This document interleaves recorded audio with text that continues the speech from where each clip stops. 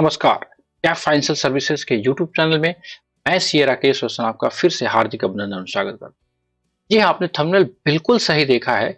GSTR 4 यानी कि composition dealer वाले को अगर इनका रिटर्न 2017 से लेके अभी तक अगर पेंडिंग है, उनके लिए बहुत गोल्डन अपॉर्चुनिटी है। जीएसटी डिपार्टमेंट ने नोटिफिकेशन के थ्रू ये सारे लेट फी को माफ कर दिया है, या यूं कह सकते हैं कुछ हद तक में रिड्यूस कर दिया है। तो आइए इसको देखते हैं डिटेल में। अगर आप इसका नोटिफिकेशन के बारे में चर्चा करें तो नोटिफिकेशन जो आया है वो आया है 2023 सेंट्रल टैक्स, जो कि आया 31 मार्च 2023 को।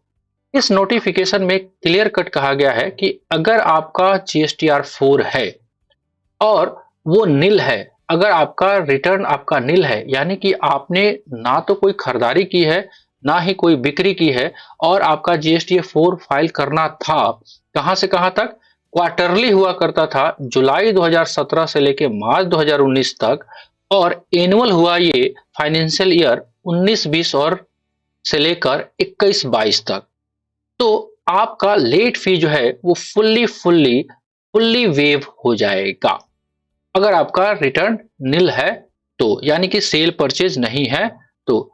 लेकिन अगर आपका कोई सेल परचेज था तो आपको लेट फीस को कैप कर दिया गया है 250 रुपीज वो सीजीएसटी का, तो उतना ही आपका एसजीएसटी में भी अप्लीकेबल होगा। तो कैसे सीन बनता है अगर हम समरी में देखें तो लेट फीस में कितना वेवर आया है। अगर पर रिटर्न की बात करें तो अगर आपका डेटा है नील, तो नील के केस में लेट फीस भी नील, कोई लेट फीस नहीं। अगर डेटा है यानी कि टैक्स आपका बनता है तो आपको सीजीएसटी 250 प्लस एसजीएसटी 250, यानी कि हर रिटर्न के लिए 500 रुपया लेट फीस देके आप अपने रिटर्न को अपडेट करा सकते हैं, जो कि पहले ये लेट फीस पर रिटर्न 10,000 हुआ करता था।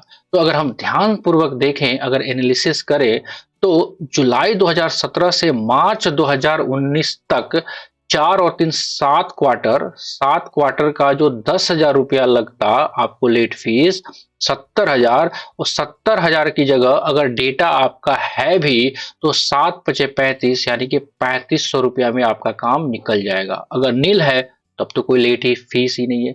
अगर हम बात करें फाइनेंशियल ईयर 19-20 से लेकर 21-22 तक, क्योंकि 3 साल होता है, तो 3 साल में भी अगर आपका लेट फीस 10,000 के हिसाब से लगा के चले तो 30,000 रुपया हुआ, इसको 1500 में निकाल सकते हैं।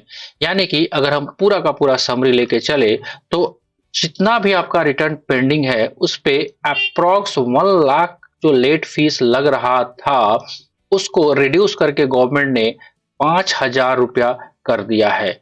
ये लिमिट आपको कर दी गई है। अब इसमें एक रीजन भी दिया गया है कि ये फायदा आप कब उठा सकते हो, उसके लिए आपको फिर से एक स्पेशल कैटेगरी डाल दिया गया है। ये फायदा आप तभी उठा सकते हैं जब रिटर्न आप 1 अप्रैल 2023 से लेकर 30 जून 2023 तक फाइल कर लेते हैं।